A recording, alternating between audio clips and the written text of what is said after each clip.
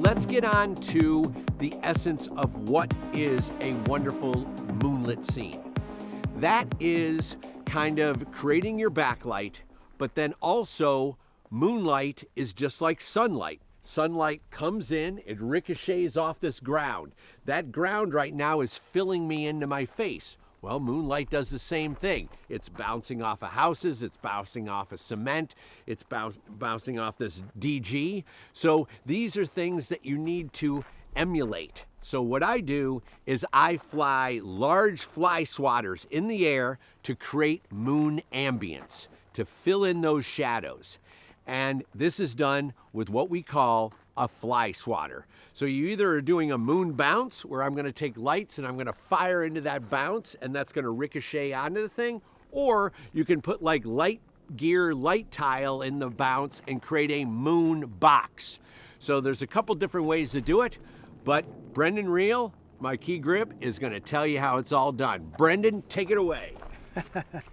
So Shane wants to use a fly swatter for some moonlight ambience, and he talked about a couple different ways to build it. One is by implementing units that actually output light, and the other is by using a bounce. We're going to go with the bounce. So when we talk about fly swatter, what that usually means is a 20 by 20 frame rigged to the bucket of a Condor, and that's exactly what we're going to do for this.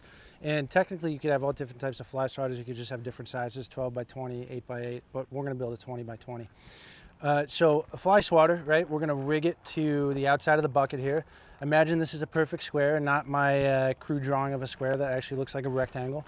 This will be 20 feet and this will be 20 feet. We'll attach it up here at the bucket.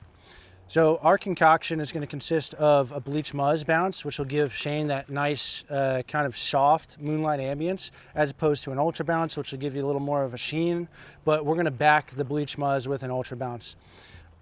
So something we didn't talk about when we were rigging the 120 was actually how to calculate your weight capacity for the bucket up here, and that's very important when you're rigging, super important. So not only do you have the capacity of the bucket, which has an unrestricted range of 500 and a restricted range of 1,000, but you have to take into account your rigging that you put onto the basket. So it's not as easy as adding everything up and then making sure it's within the range, because what you actually have here is a little bit of a math problem you need to do. So calculating the bucket weight. So this is a side profile view of your Condor. You got the bucket up here, and the combined center of gravity of this bucket is right behind the instrument control panel, and that's right by the toe board, which is closest to the arm. So anything on this side of the Condor is considered direct weight, and anything on this side of the Condor is considered adjusted weight. And so when you are building out any sort of rig from here, let's say this is your swatter and you want it to extend out, what you need to do is you need to calculate your adjusted weight. So you count up your direct weight with, let's say, the cable and all that sort of stuff. But if we have the Condor and all its components, then what you need to do is you need to separate it down this combined center of gravity line, and you need to add up your weights for the adjusted weight out in the front. And what you'll do is you'll reference the supplemental manual from this lift's manufacturer. So in this case, we're using JLG lifts. We'll take a look at the JLG lift supplemental manual, and they actually give you little charts, and all you do is you reference the adjusted weight based on another value, which is where the new center of gravity lands with the added rigging, right? And it's just, you just line up the number in the chart to find a different number. It's a little bit complicated, but the big picture here is that you should know that just making sure that all of your rigging is within the limit of the lift weight capacity is not enough. There's an extra step you need to take in order to make sure that you're safe. So going back to what we're building today, we're going to do this fly swatter. This is just a standard 20 by 20 frame, and what we're going to do is we're going to attach it here at the bucket with a couple points. We're going to add a goalpost in the bucket, which provides our support, and then we're going to add kickers that go out to either side of this. We're going to tag it on the side, and we're going to make sure that this is structurally sound and able to work in winds. Another thing is winds. We didn't talk about the wind capacity of these lifts for the 120.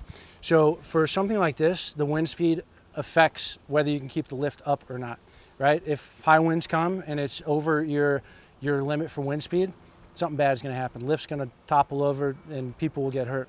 So just like redundancy in rigging by providing extra support for your rigging attachment on top of maybe say ratchet straps, you want to make sure that you're keeping an eye on your wind speed.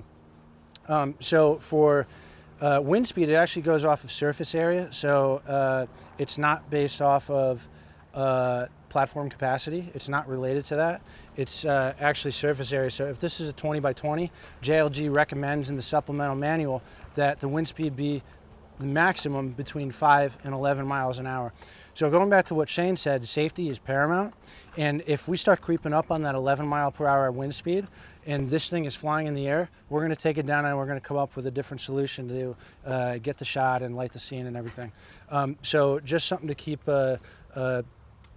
be aware of is just the wind speed when we're flying this thing, and make sure that it doesn't peak out over 11 miles per hour.